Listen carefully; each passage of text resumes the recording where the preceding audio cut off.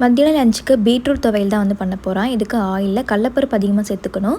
உளுத்தம் பருப்பு, கருவேப்பிலை, வரமிளகாய் போட்டு நல்லா வதக்கிட்டு 2 வெள்ளை பூண்டு, கொஞ்சமாக இஞ்சி, வெங்காயம், கொத்தமல்லி, டேஸ்ட்டுக்கு கொஞ்சமாக புதினா, தேங்காய், தக்காளி வந்து ஆப்ஷனல் தான், வேணும்னா வந்து போட்டுக்கோங்க. இது சாப்பாட்டுக்கு வந்து நல்லாயிருக்கும் தக்காளி சேர்த்துட்டோம் அப்படின்னா.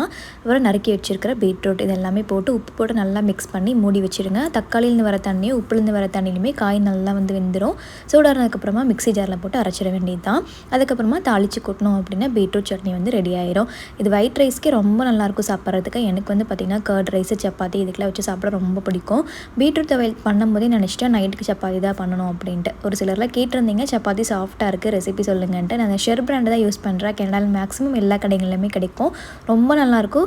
முக்கியமாக விஷயம் பார்த்திங்கன்னா மைதா இல்லாத சப்பாத்தி மாவு இது, அதனால் நல்லாவே இருக்குது. மாவு பிணைஞ்சன்னே உருட்டி சப்பாத்தி போட்டேன். சப்பாத்தி பாருங்கள் எவ்வளோ சாஃப்ட்டாக இருக்குது. மாவு நல்லா இருக்கிறதுனால தான் சப்பாத்தி நல்லா வருது.